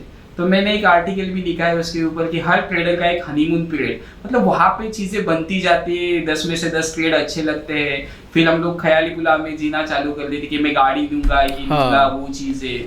तो वो सब जगह पे मैंने देखा है। स्टूडेंट्स को मैं पहले हमेशा एक चीज़ कहता हूँ कि आप सिस्टम के बैठने के ऊपर पहले एक चीज़ फोकस करना कि आपको कितना लूज करना है। कमा के आप भले 5 रुपए चले जाओ, लेकिन उठना कितना है लॉस दे के मार्केट को, वो चीज़ अगर आप समझोगे तो आप इस मार्केट में अच्छा काम कर सकते हैं। परफेक्टली सेट, क्योंकि हर कोई सोच के तो यही आता है कि आज मार्केट में बैठा हूँ प्रॉफिट निकाल के जाऊँगा, बट एटलीस्ट माइंडसेट इतना होना चाहिए कि लॉस कितना आ गया, कितना खा सकता हूँ लॉस में, इतना क्लैरिटी होना चाहिए। अच्छा, आपका वर्स्ट लॉस मेकिंग ट्रेड कौन सा रहा है? Worst loss making trade almost मैं अभी का ही रिसेंटली देता हूँ। तो एक स्टॉक है जिसने मुझे काफ़ी परेशान किया, वो अडानी एंटरप्राइज का। ऑलमोस्ट मैंने उसमें काफ़ी मतलब ट्रेड लिए, 5-6 ट्रेड लिए होंगे, और 100% एक्यूरेसी, सब जगह पे स्टॉप लॉस है, मतलब सब जगह पे स्टॉप लॉस है। तो वो वर्स्ट रहा मेरे लिए, और चीज़ें उसमें भी लॉस अच्छा खासा हुआ, मतलब एक ही ट्रेड का अगर मैं कहना चाहूँगा तो वो कंटिन्यूसली। अभी मैंने उसके लिए क्या किया है, वो जो स्क्रिप्ट है उसको मैंने ट्रेडिंग वॉच लिस्ट से ही हटा दिया। उससे क्या सीखे क्या आप? तो इससे क्या हुआ कि बार बार मेरा ध्यान जाता था उसके ऊपर। मैंने एक चीज़ यहाँ पे सीख ली उस चीज़ के ऊपर कि देखो वो चीज़ आपको पैसा नहीं दे रही है, आप उसके ऊपर फोर्स करिए या फिर रिवेंज ले रहे हो उसके साथ। कभी कभार एटीट्यूड आ जाता है ना कि अपन इस भगवान है, सब मुझे ही करने आता है, तो शायद से वो अंदर मेरे इसमें फीलिंग आ चुकी होगी। तो कंटिन्यूसली मुझे लगा कि यार कमाना इससे ही होगा, तो मैंने वो चीज़ें देखी, 4-5 बार स्टॉप लॉस हिट हुआ, कभी कभार छोटा प्रॉफिट हो गया, लेकिन मैं एग्जिट नहीं किया। तो स्ट्रेट वे मैंने डिलीट कर दिया, और स्टूडेंट्स को मैंने एक स्ट्रिक्टली मैसेज किया, फिर क्लाइंट्स को मैसेज किया, अगर गलती से समझो मैं ट्रेड देता हूँ अडानी के ऊपर तो उसमें ट्रेड ना करें। वो स्ट्रिक्टली मैंने मेंशन कर दिया कि मुझे ट्रेड नहीं करना है अडानी के ऊपर। अगर मुझे इच्छा भी हो गई और मैंने फ्लैश भी किया एडवाइजरी में, तो आपको नहीं करना है उसके ऊपर पूरा। अभी हमारे इसमें कि अडानी ग्रुप के बारे में कोई भी डिस्कशन नहीं होता है, हम लोग उसमें ट्रेड नहीं करते, क्योंकि देखो जो चीज़ें नहीं चल गई उसको जितना जल्दी आप भूल के नहीं स्टार्ट करोगे तो वो आपके लिए अच्छा हो सकता है। यही तो होता है इमोशंस पे कंट्रोल करना। नहीं तो revenge trading is very obvious कि कैसे ले गया, और स्पेशली एक एक्सपीरियंस ट्रेडर के लिए कि हाउ डेयर एक पर्टिकुलर कंपनी या एक पर्टिकुलर स्टॉक मुझसे पैसा खींच के ले गया। अदानी वैसे भी नितिश ऐसा स्टॉक है जिसमें सिर्फ अदानी जी ही अमीर हो रहे हैं और कोई नहीं अमीर हो रहा है। तो इट्स ओके। सब कुछ चीज़ें चल गई है, सब कुछ इतना तेजी से ऊपर जा रहा है, तो चीज़ें कभी कभार समझ में नहीं आती कि लगता है कि यहाँ से रिवर्सल दे देगा और वही दूसरे दिन ऊपर चला जाता है, तो वो चीज़ें है। तो वो स्टॉक टेक्निकल्स या फंडामेंटल्स या किसी भी स्ट्रेटजी के हिसाब से चल ही नहीं रहा है, बराबर वो अपने हिसाब से चल रहा है। अच्छा चलो, अपन ने खराब बात कर ली, सबसे अच्छा ट्रेड कौन सा रहा है आप? सबसे अच्छा ट्रेड अगर मैं कहूँगा तो वो होगा बैंक ऑफ बड़ौदा का और बजाज फाइनेंस का। रिसेंटली बजाज फाइनेंस में ऑलमोस्ट 7,400 के आसपास शॉर्ट करवाया था, और खुल के कहा था स्टूडेंट्स को ये 6,000 दिखेगा आपको, 5,800 तो ज़रूर दिखेगा। तो मेरे साथ स्टूडेंट्स ने भी काफ़ी बहस किया, सर ये नहीं आ सकता, नहीं आ सकता। मैंने कहा अगर ये स्टॉक नहीं आया तो मैं मेरा बिजनेस बंद कर दूंगा, और कह के कहा था उनको कि नहीं आएगा। तो हमारे बीच में बैट ऐसा लगा था कि तब उस समय पे स्टॉक कुछ 8,000 या फिर 700-800 के आसपास चल रहा था। स्टूडेंट्स 10,000 कह रहे थे और मैं 500-800 कह रहा था। तो वो सबसे मेरा बेस्ट ट्रेड रहा, तो वहां से वो अच्छा खासा गिरना चालू हो गया। Bajaj finance one of the my favourite, उसमें सिर्फ 1-2 बार ही मेरा स्टॉप लॉस हिट हुआ है। मतलब जब मुझे डर लगने लगता है कि अंदर से कि मार्केट मेरे अगेंस्ट जा रहा है और चीजें खराब हो रही है, तो मैं बजाज फाइनेंस के ऊपर हाथ रखता हूँ, और बजाज फाइनेंस टच वुड कि वो हमेशा मुझे ऑलमोस्ट प्रॉफिट बना के देता है। इस वजह से मैंने जो पहला ट्रेड कहा आपको, वो बजाज फाइनेंस का ही ट्रेड था। वो घर का स्टॉक बन चुका है मेरे हिसाब से अब तक। जी, मतलब उसका बिहेवियर मुझे इतना मतलब अंदर से समझ में आ चुका है कि ये स्टॉक के ऊपर ऐसे ऐसे चीजें को हम अप्लाई करेंगे तो अच्छी तरीके से वो रिटर्न्स दे देगा आपको। इस स्टॉक से तो शादी कर ली शायद आपने दिनेश। जी, मतलब शादी मतलब एक चीज, मतलब वैसे भी कहा है मैंने, मतलब मैं स्टूडेंट्स को कहता हूँ कि देखो किसी भी स्टॉक से आप शादी या फिर प्यार मत करना, क्योंकि अगर वो लत लग गई आपको तो स्टॉप लॉस हैंडल नहीं होगा आपको। तो मैं ट्रेड देने से पहले बजाज फाइनेंस में अगर वो लेवल एग्जीक्यूट होता है तो उसके 1 मिनट के अंदर ही, मतलब 10 सेकंड के अंदर ही मैं क्लाइंट्स को मैसेज करता हूँ कि स्टॉप लॉस डाल दो। तो सामने से स्टूडेंट्स पूछते हैं सर आपका तो फेवरेट बजाज फाइनेंस है, तो स्टॉप लॉस क्यों डालने का? तो मैं एक चीज यहाँ पे कहता हूँ कि 1000% चांसेस है कि इसका स्टॉप लॉस हिट हो सकता है। कि मैं हर ट्रेड में एक चीज माइंड को समझा के ही बैठता हूँ कि स्टॉप लॉस हिट होने वाला ही तेरा, कितना भी परफेक्ट ट्रेड लो स्टॉप लॉस हिट होने वाला है। तो मेंटालिटी बन जाती है कि भाई लॉस ही होने वाला है, तो फियर चला जाता है कि बार बार स्क्रीन को देखने की जरूरत नहीं पड़ती है। तो उस हिसाब से चीजें चलती गई थी। जैसे कि आप फियर को कंट्रोल कैसे करना है, कि माइंड को पहले ही बोल दो कि भाई तेरा 5,000-10,000 रुपए लूटने ही वाला है मार्केट में, सिस्टम को अच्छी तरीके से देख लो, तो वो ट्रेड को हम लोग अच्छी तरीके से होल्ड कर सकते हैं। मैं थोड़ा मैक्रो लेवल पे जाना चाहूँगा अभी।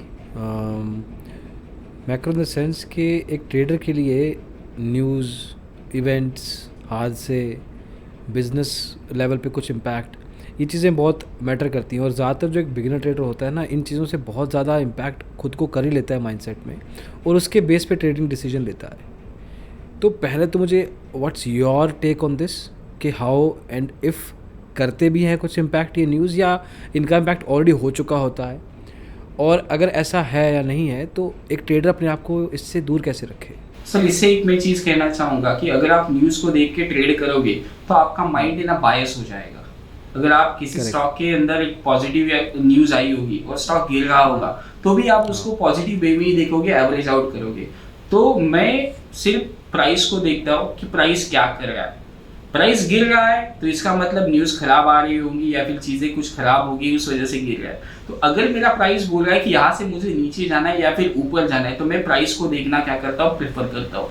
नहीं तो ये हो जाएगा कि जो वॉर चल रहा है अभी रशिया और यूक्रेन के साथ, तो उसमें अगर आपने पुट लिया होगा तो आप चीज़ें देखते रहोगे कि कहीं से कुछ मिसाइल ना गिरे या फिर कहीं पे कुछ अटैक ना हो जाए, तो वो माइंड आपका उस हिसाब से क्या करना चालू कर देता है, सोचना चालू कर देता है। मतलब सामने आपको दिख रहा है कि मेरी कश्ती डूब रही है, किनारे लग नहीं रही है, फिर भी आप उसको इमोशन बेसिस के ऊपर होल्ड करोगे। तो न्यूज़ को देख के तो मैं ट्रेड नहीं करता हूँ। अभी परसों के दिन भी कुछ यूएस में जॉब डेटा अच्छा आया, डाउ जोन्स काफ़ी ऊपर चला गया 300-400 पॉइंट, तो मैंने 17,600 के ऊपर शॉर्ट करवाया था, तो एक्सिस भी ऊपर भाग गया था। तो क्लाइंट्स का कॉल मैसेज आना चालू कर दिया। मैंने बोला एक चीज़ है, स्टॉप लॉस है, स्टॉप लॉस हिट हो गया है तो निकल लेंगे, और उसके बाद डाउन नीचे चला गया। तो फिर से मैसेज आ गया कि सर आप कैसे आपने अच्छा देखा। देखो मैं एक चीज़ यहाँ पे कहना चाहूँगा कि यहाँ पे कोई भी भगवान नहीं होता है, सब लोग प्रोबेबिलिटी के ऊपर ही क्या करते हैं, काम करते हैं। तो ट्रेड में स्टॉप लॉस हिट होने के चांसेस क्या होते हैं, ज़्यादा होते हैं। अगर आप कंटिन्यूसली न्यूज़ देखते रहोगे तो आप अच्छी तरीके से ट्रेड नहीं कर सकते हो। एक इसका एग्जांपल देखो, अगर स्टॉक का रिजल्ट खराब आया है और रिजल्ट खराब आने के बाद प्राइस ऑब्वियसली गिरना है, लेकिन अगर मैनेजमेंट ने कमेंट्री ऐसा कर दिया कि ये सबसे खराब है, वर्स्ट चीज़ जो है वो हमारी हो चुकी है, इससे वर्स्ट नहीं होगा, तो स्टॉक डेफिनेटली ऊपर जाएगा। और स्टॉक का रिजल्ट अगर अच्छा है तो जनरली मैं कहता हूँ अब देख लो कि स्टॉक का अगर रिजल्ट अच्छा आया होगा या फिर किसी को कुछ ऑर्डर मिला होगा या फिर कुछ ऐसी चीजें होंगी और स्टॉक ऑलरेडी मूवमेंट कर चुका होगा, तो वहां पे जो रिटेल है वो ट्रैप होता ही होता है, क्योंकि उसको बाद में न्यूज मिलता है कि ये चीजें होने वाली है और हम लोग ख्याली गुलाब में चलना चालू कर दें ये ऐसा होगा। कोविड का आप देख लो कितने वेव आए, सिर्फ मार्केट ने एक ही बार रिएक्ट किया, उसके बाद रिएक्ट ही नहीं किया, मतलब मार्केट कंटिन्यूसली ऊपर ही चला गया था। तो वो चीजें होती, तो न्यूज को ज्यादा नहीं देखना चाहिए मेरे हिसाब से। हाँ, छोटा मोटा आप अपडेट देख सकते हो, लेकिन जब आप स्क्रीन में देखोगे, ट्रेड को देखोगे, तो न्यूज को साइड में रख के आप सिर्फ प्राइस को देखना। बहुत से लोग यही बोलते हैं कि न्यूज़ बल्कि बाद में आती है, आपको चार्ट पहले बता देता है कि न्यूज़ आने वाली है, मोर और लेस। जी सर। मैं अब थोड़ा और I will get into your trading strategy कि आपने बजाज फाइनेंस का एग्जैक्ट एग्जांपल दिया अभी अपने को, लेकिन अगर मैं एक रैंडम स्टॉक की बात करूँ, एक बिगिनर ट्रेडर की भी बात करूँ, उसको क्या चीज़ देखनी चाहिए specifically, and if you were that trader, आप क्या 3-4 चीज़ें देखते हो before you get into an options contract और एन इंट्राडे लेवल? अगर आप कैश की बात की करो तो आपके क्या तरीका है to get into a trade? और मैं ये ट्रेड कह रहा हूँ कि आप मुझे इंट्राडे का पहले बताओ। इंट्राडे का अगर हम लोग देखेंगे तो मैं पहले ही स्टॉक को क्या करता हूँ, आइडेंटिफाई करके रखता हूँ कि मुझे किस स्टॉक्स में क्या करना है, बाइंग या फिर सेलिंग करना है। मैं 2 बाइंग के और 2 सेलिंग के स्टॉक्स निकाल के रखता हूँ, जिससे मुझे अगर मार्केट ओपन होने के बाद ढूंढना ना पड़े कि चीजें, क्योंकि बहुत सारे ट्रेडर्स के मैंने देखा है कि वो स्क्रीनर लगाते हैं, बहुत सारी चीजें देखते हैं, open is equal to high, open is equal to low, तो सब जगह से बहुत सारे स्टॉक्स आते हैं। तो आपके माइंड में एक चीज चलना चालू होती है कि ये स्टॉक लूं या फिर दूसरा स्टॉक लूं। मतलब अगर स्कैनर में आपके 25 स्टॉक्स आ जाएंगे तो आप उसके ऊपर ट्रेड नहीं करोगे, और जो आप स्टॉक लोगे मैं हमेशा कहता हूं कि वो चलेगा ही नहीं, दूसरा वाला परफॉर्म करेगा। और जो स्कैनर जिसने आपको दिया है या फिर सॉफ्टवेयर दिया है, तो आपको वो चीज कह सकता है कि देखो सॉफ्टवेयर ने 5 चीजें स्कैन करके दी, उसमें से 3 चली, 2 नहीं चली और 2 आपने ले ली, आपको पूरा लेना चाहिए था, तो इतना नहीं ले सकते। तो 2 चीजें पहले आपको समझनी चाहिए कि कल मुझे क्या करना है, कि प्लान मुझे बनाना है। तो जनरली इसके ऊपर मैं देखता हूँ कि मैं रोकूंगा, लेकिन यहाँ पे 2 बाइंग के लिए स्टॉक्स फिल्टर किए, 2 सेल के लिए किए, करेक्ट, पर ये कैसे किए? इसका जो वो होता है कि मैं आवरली टाइम फ्रेम यूज करता हूँ या फिर 15 मिनट्स का टाइम फ्रेम यूज करता हूँ। इसमें मैं पहले सपोर्ट और रेजिस्टेंस को देखता हूँ, ओके, कहाँ पे जाके मार्केट ने पहले ट्रैपिंग किया है। मैं जनरली डायरेक्टली किसी भी स्टॉक को बाय या फिर सेल नहीं करता हूँ, मैं वहां पे देखता हूँ कि एक बार स्टॉक ने सपोर्ट ब्रेक किया है या फिर नहीं किया है। और मेरा एक रूल है ब्रेकआउट के ऊपर ट्रेड करने का, आप कहीं पे भी देखो कि अगर रेजिस्टेंस के आसपास रेड कैंडल फॉर्म हुआ है, ओके, तो नेक्स्ट डे अगर स्टॉक उस लेवल को काटता है तो वो स्टॉक चलना ही चलना है।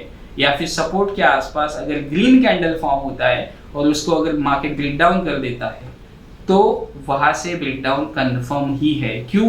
क्योंकि देखो सपोर्ट और रेजिस्टेंस या फिर जब चैनल में स्टॉक चलता है तो वो कैसे चलता है, अगर आप देख सकते हो कि एक 80 से स्टॉक 100 पे जाएगा, फिर से सेलिंग आएगी, मतलब ये 2-3 बार अगर स्टॉक 80-100 के आसपास चला जाता है तो वहां से सेलिंग आता है।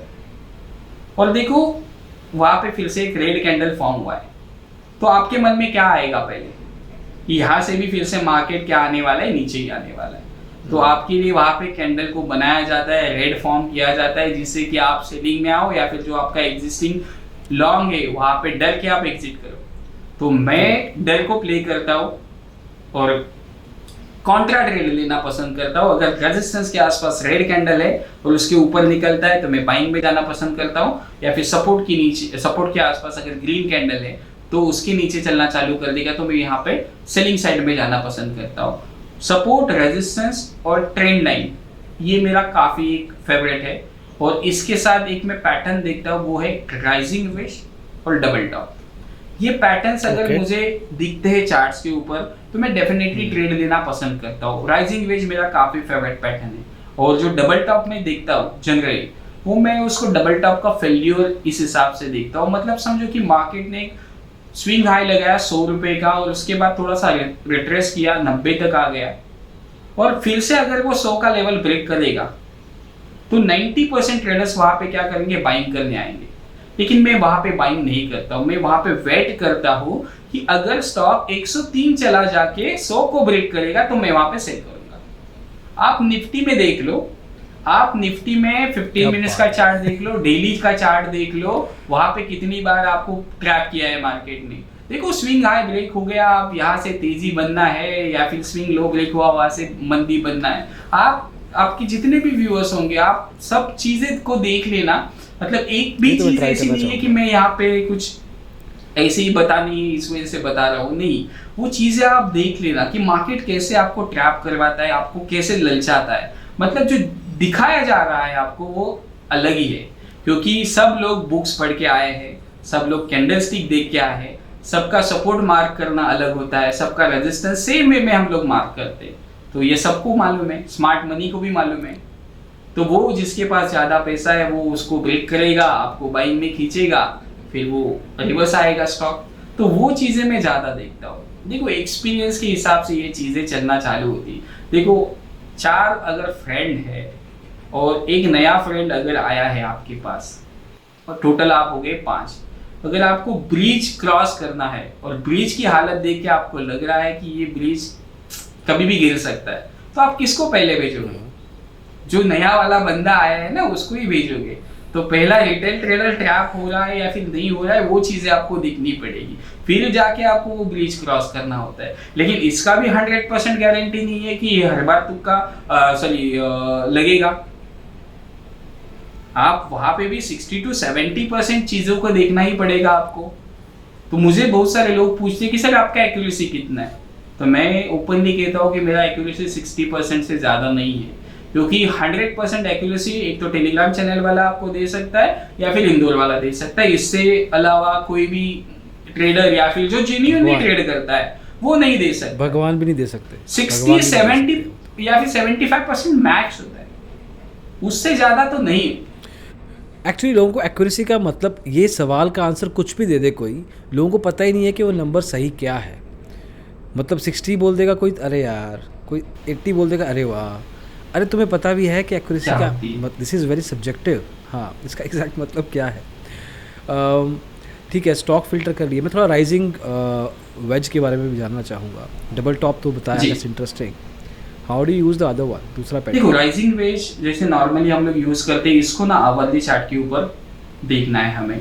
इसमें क्या होता है, जो ट्रेंड होता है, जो पहले एक वाइल्ड होता है, उसके बाद धीरे धीरे करके क्या होता है, नैरो होते चला जाता है। अगर आप इसको RSI का और एक कॉम्बिनेशन लगाओगे, इसमें राइजिंग वेज बन रहा है, उसके साथ एक डबल टॉप फॉर्मेशन हो रहा है, और आपका जो RSI है वो डाइवर्जेंस दिखा रहा है, नेगेटिव डाइवर्जेंस। ये जब भी चार्ट के ऊपर दिखेगा, ये डेडली कॉम्बिनेशन है, यहाँ से मार्केट गिरेगा ही गिरेगा। आप चेक कर लो, आवरली चार्ट के ऊपर निफ्टी के देख लेना और 15 मिनट्स के, बाकी 3 मिनट 5 मिनट के ऊपर ये चीजें नहीं चलती है। आवरली और 15 मिनट्स के चार्ट के ऊपर देखना। और एक चीज यहाँ पे और ऐड करना चाहूंगा, ये कॉम्बिनेशन अगर इसका जो ब्रेकडाउन है दोपहर के बाद, मतलब 12:30 के बाद अगर ये बनता है, तो आप अपना जो क्वांटिटी है वो डबल कर देना। क्योंकि मैंने एक ऑब्जर्व किया है, जब मार्केट गिरता है दोपहर के बाद, वो काफी तेजी से गिरता है। आपने भी कई बार नोटिस किया होगा कि 12, 12:30 के बाद अगर मोमेंटम एकदम सही आता है मार्केट में, तो काफी तेजी से आता है। तो लोग यहाँ पे एक चीज क्या कहते हैं, बहुत सारे लोगों से मैंने सुना है कि सुबह का जो टाइमिंग होता है वहाँ पे ट्रेडर्स एक्टिव होते हैं, और जो दोपहर के बाद का 2:30 से 3:30 बजे का, वहाँ पे ट्रेडर्स एक्टिव होते हैं। तो मैं थोड़ा सा कॉन्ट्रा हमेशा बोलता हूँ कि अगर किसी को चोरी करना होगा या फिर कुछ बड़ा गेम करना होगा, तो ये भीड़ में नहीं करेगा, वो बीच में ही करेगा।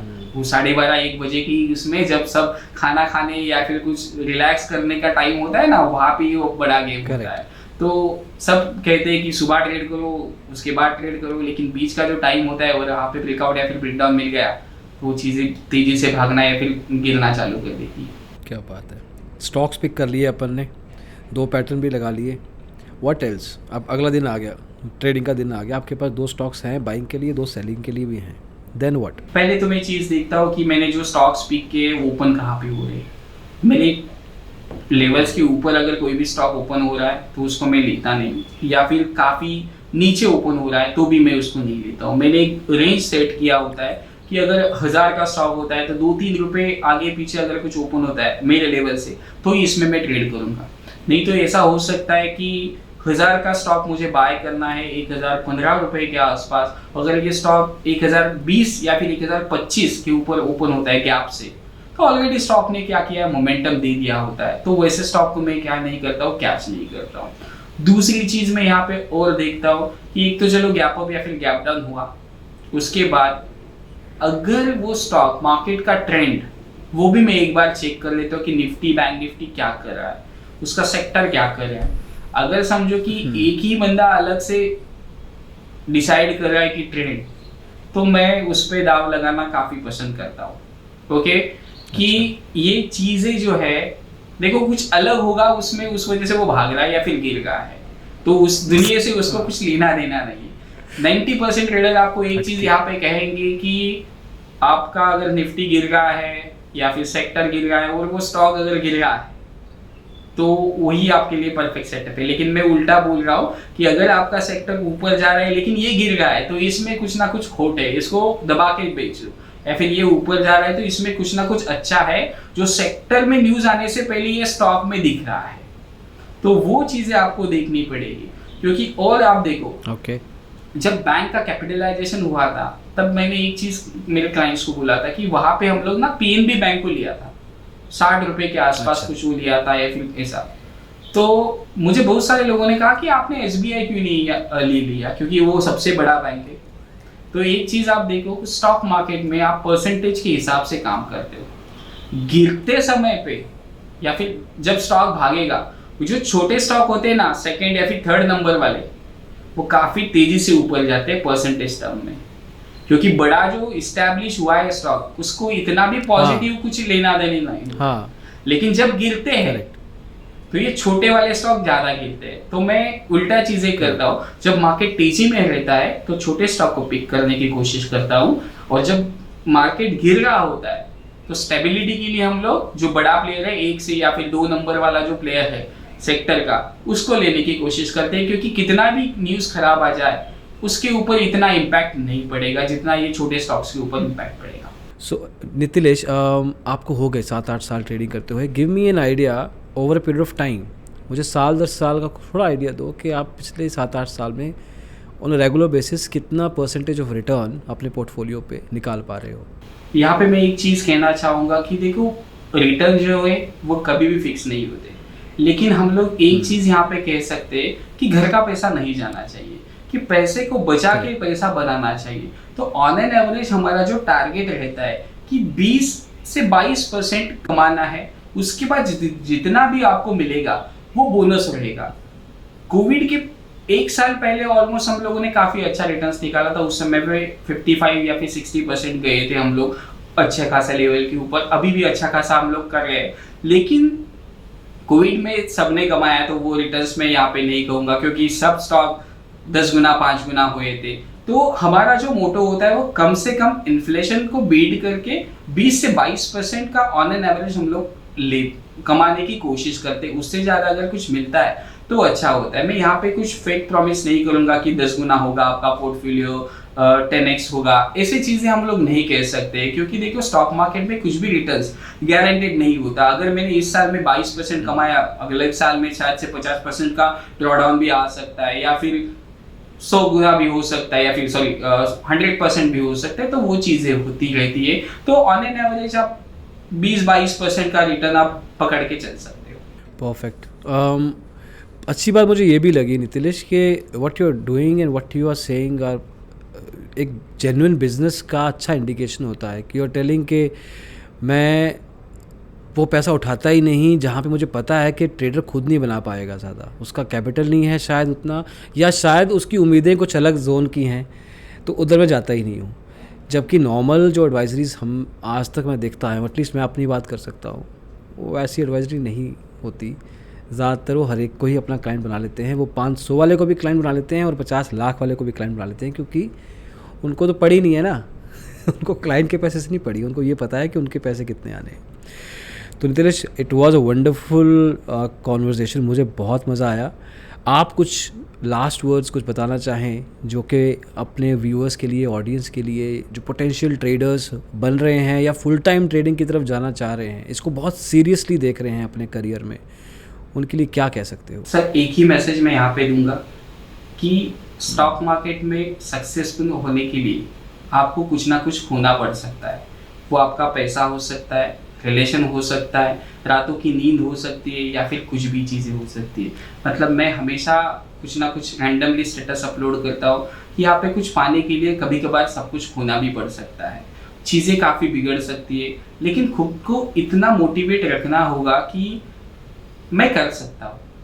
चीज़ें आसान नहीं होगी, किसी की लाइफस्टाइल देख के किसी ने गाड़ी ले लिया या फिर बंगला ले लिया, कि हर एक का समय होता है कि किसी को 1 साल में सब कुछ चीज़ें मिलती है, किसी को 5 साल में मिल सकती है। तो आपके अंदर ट्रेडर बनने से पहले आपके अंदर पेशेंस होना काफ़ी ज़रूरी है कि मैं ये चीज़ें कर सकता हूँ, इस चीज़ों के ऊपर मुझे क्या करना है, थोड़ा सा वक्त देना है, तभी जाके आप चीज़ें कर सकते हो। नहीं तो बहुत सारे जो ट्रेडर्स आते हैं वो पहले 2-3 महीने में गिव अप कर देते हैं, क्योंकि उनका जो एक्सपेक्टेशन होता है वो काफ़ी बड़ा होता है।